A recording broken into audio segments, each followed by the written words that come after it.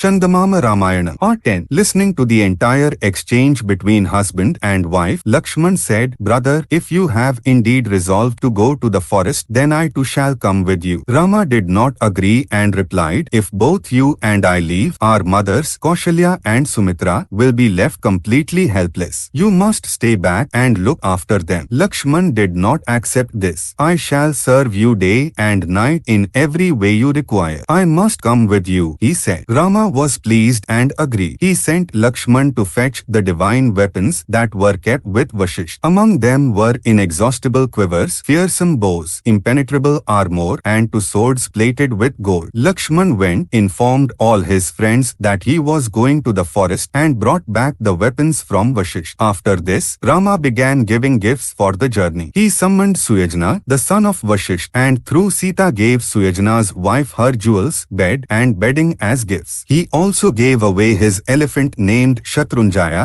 and many other elephants. To the Brahmans Agastya and Kaushika, to an aged Vedic scholar who lived under Kaushalya's protection, to Chitrartha, the charioteer beloved of Dashrath, and to the celibate students, he gave countless cows, gold, gems, and garments. Near Ayodhya, in a forest, there lived an old Brahman named Trishta. He had many children and a young wife. He supported his family by gathering fallen grain and digging up roots. Hearing that Rama was distributing gifts, Trishta wrapped a torn cloth around himself and came to Rama. "Prince, I am poor and burdened with many children. We have long lived by gathering grain. Please show me some mercy," he said. Rama smiled and said to him, "Sir, throw a stick with all your strength. I shall give you as many cows as the distance that stick travels." The old Trishta tightened his waistcloth, took a stick, spun it around, and hurled it. It flew across and fell on the far bank of the river Saryu. Rama embraced Trishta affectionately and said, "Sir, do not be offended. I spoke in jest, wishing to know the power of your austerity. Not only will I give you the cows as promised, but I shall also give you anything else you may desire." Trishta blessed Rama and led the herds of cows back to his hermitage. In this manner, by his gifts, Rama satisfied everyone from children to elders, and then set out with Sita and Lakshman toward his father's city. As the three of them walked through the streets, the citizens who watched from balconies and rooftops were filled with burning anguish. They spoke among themselves in many ways. "Look how Rama walks on foot with his wife and brother. It seems as though some evil spirit has seized Dashrath. Even a king would not send a wicked son to the forest, yet he is sending Rama, who is like gold. If all of us go with Rama along with our families, this affliction will surely depart." Hearing these words, Sita, Rama, and Lakshman reached Dashrath's city and, through Sumantra, sent word to the king that they wished to see him. Dashrath told Sumantra to bring them in. When Rama was seen approaching with folded hands, Dashrath and the women of the inner palace rose to their feet. Dashrath tried to go toward Rama but fell down in the middle of the way. They lifted him and laid him on a couch. When he regained consciousness and opened his eyes, Rama said, "O king, I am going to the Dandaka forest. Since you are my lord, I have come to seek your permission. Though I tried to dissuade them, Sita and Lakshman have set out with me. Please grant permission for their forest life as well." Dashrath said, "My son Rama, I was deceived when I granted Kaikeyi the boons. Disobey my command and take the throne." Rama replied, "Do not take upon yourself the sin of falsehood. I have no objection to going to the forest. We shall happily complete the 14 years of exile and then return to you." Dashrath said, "Why must you leave today itself? Stay here tonight, receive from me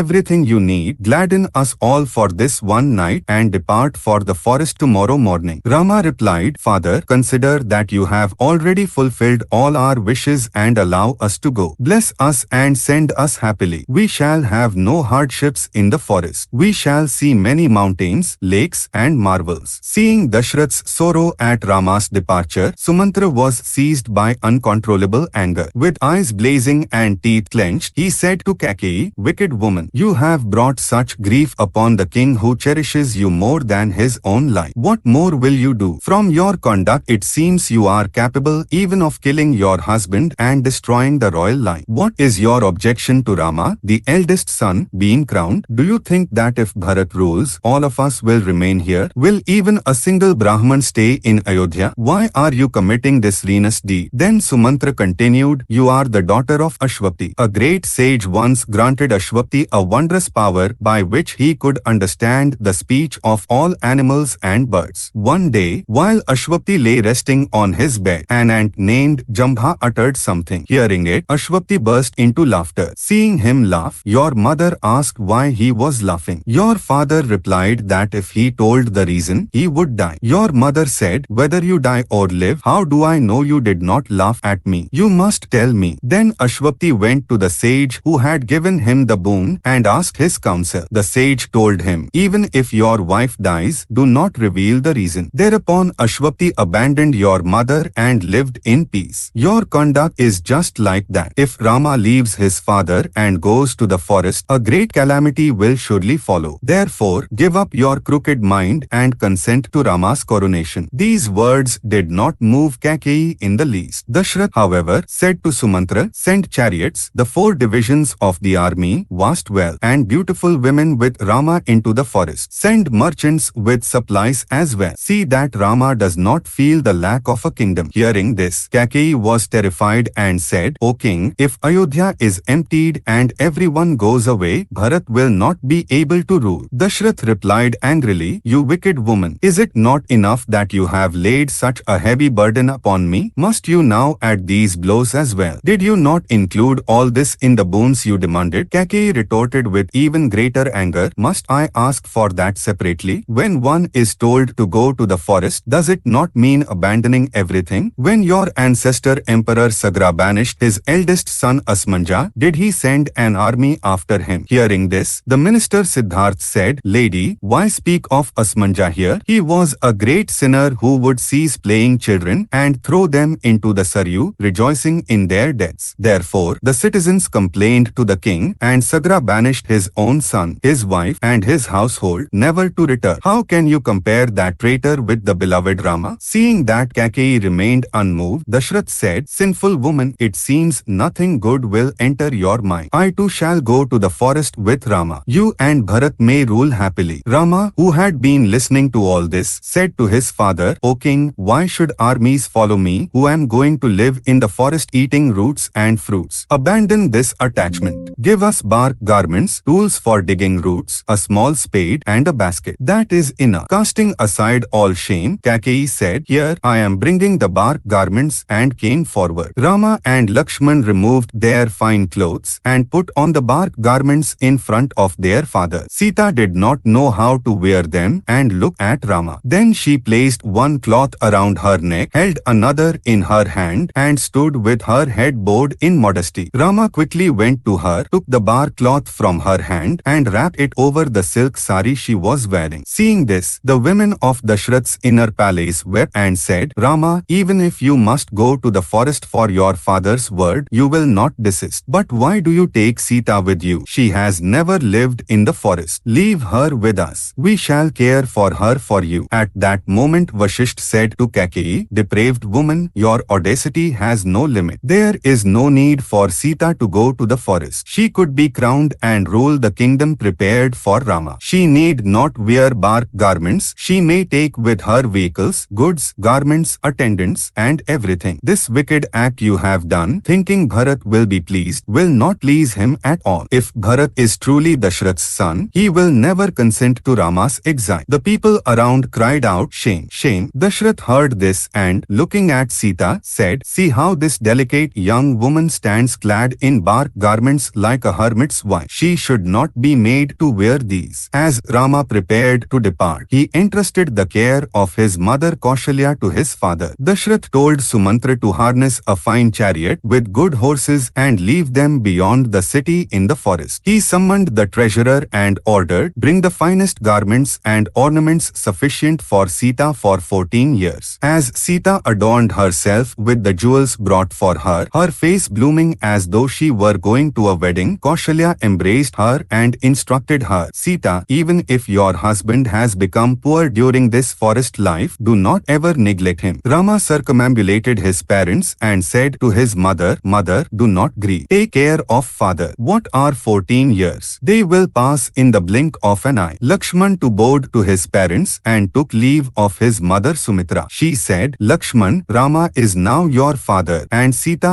is your mother. The forest is Ayodhya. Protect your brother from all harm, my son. The three of them came out. Sita, adorned like a bride, with not the least sorrow that she was going to the forest, mounted the chariot first. Then Rama and Lakshman mounted it. Sumantra placed in the chariot the garments and ornaments given by Dashrath to Sita, along with weapons, armor, a small spade, and a basket. The chariot began to move. Chandamama Ramayana. Part 10 complete. For now, Swasti.